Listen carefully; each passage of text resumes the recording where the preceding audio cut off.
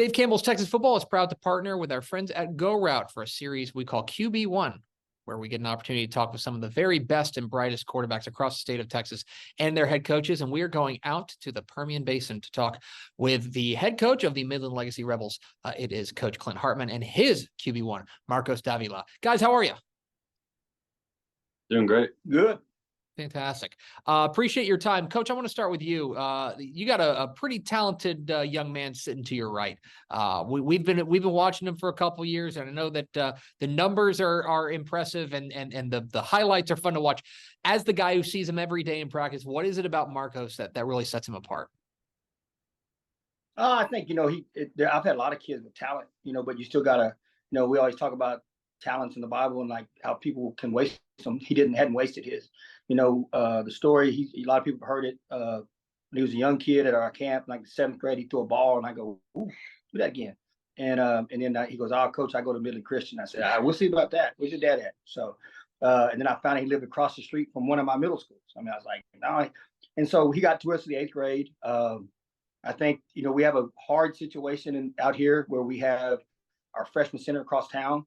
And so we had the pandemic hit us and we actually took advantage of it. And he's the first kid that we brought up here he was fully online during the football season. And we had a chance to play on our JV. And I think that we knew going in the next year, he was probably going to be the starter as a sophomore. In my career, and I've won a lot of games. I've never had a 3-year starter. This is my first one ever. And so I think he was talented. And then he just keeps getting better. This year, I know he put on some good weight. Like strength wise, and because he's going to play against, some physical people in that league up north, right? They got big guys everywhere in that league, And so he's done a good job. As far as what I like about him is he's steady, Eddie. He's always wanting to learn.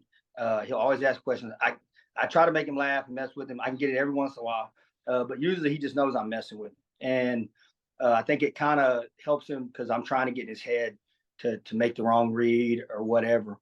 But for me, he's had the same girlfriend for 3 years. He's a fine young man. He was committed early. And, I think sometimes people look at kids that decommit in the wrong way because he didn't do anything wrong. They got a new offensive coordinator. And so he really was happy with what Coach Harrell was doing. And of course, Coach Harrell left and went to Purdue and he new head coach at Purdue, so they got him a heck of a kid and a great player. And, but I plan on getting some more out of his tail now. We plan on playing a lot longer. So.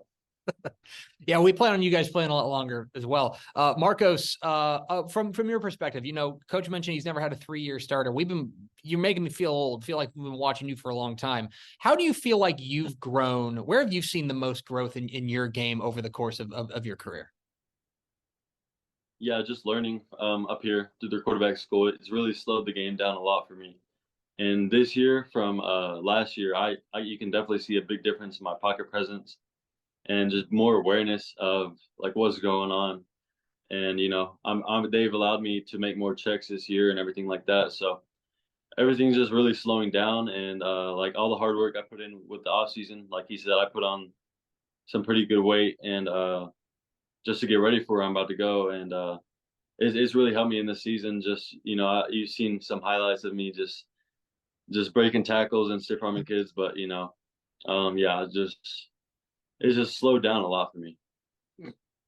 Coach, we mentioned we're brought to you by our friends at GoRout. I know you guys utilize GoRout, and I'm just curious what they do, what they bring to the table, what GoRout does for your program.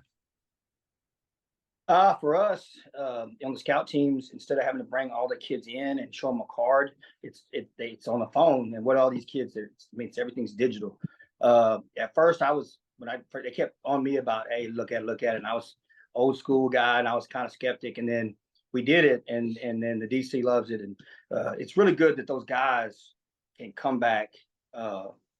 They don't have to come back in and huddle. So I think we're getting more reps. I think I guess during our team script, I know that they got through their script and they went back through 4 or 5 of them and got a different look. And because we can do that with those go routes. They've been really good. There's been so many things that are changing since I started 25 plus years ago. We were stopping the wing tee and the eye, and And then somebody saw the Oilers and it was on, baby. And so, it's kind of the way that kind of happened. But I think that they're really good. I mean, I know that, like I said, when you're old school guy and you start trying them, the first time we couldn't get them, I was mad. And then we figured it out like 2 weeks into it. I said, okay, it's pretty good. I liked it. So I think they have a good product. I really do. Now, Marcos, one thing, he's talking about as far as checks, like he said, they're allowing me to. That's not true. If he didn't earn it, we don't give him that. I mean, so he's checking into the right plays and doing the right things. And, I'm gonna have to hug his neck in spring football up in Purdue. It's gonna be a little different. I'm gonna have to bring a coat, I think, for the north up there. But when you have a guy and all of our kids like this for 3 years, I mean, you have a different relationship.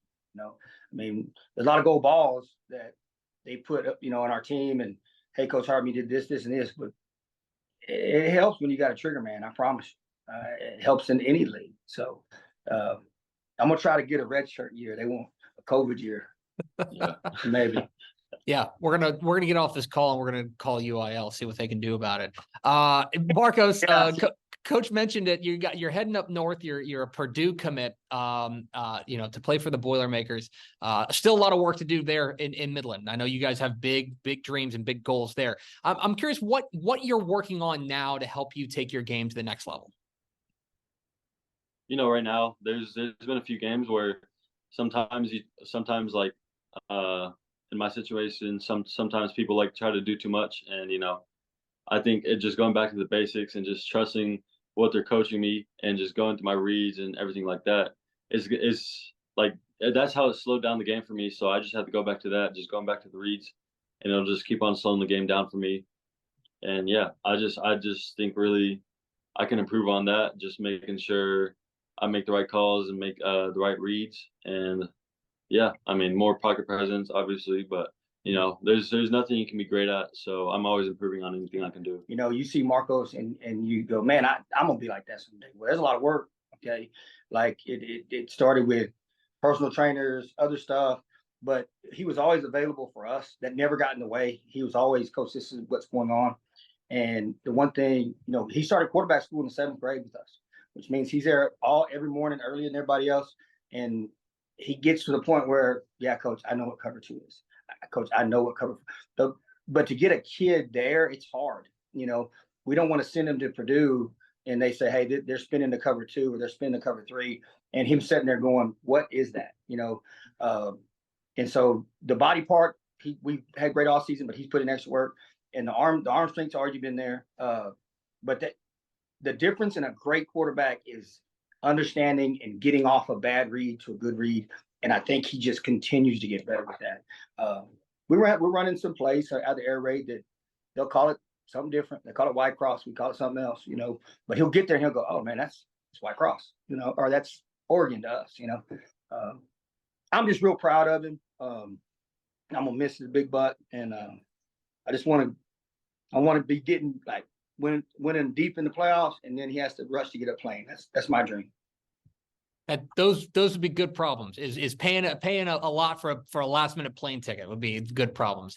He's Clint Hartman. He's the head coach of the Midland Legacy Rebels, and his QB1, Marcos Davila. Guys, appreciate your time and best of luck down the road.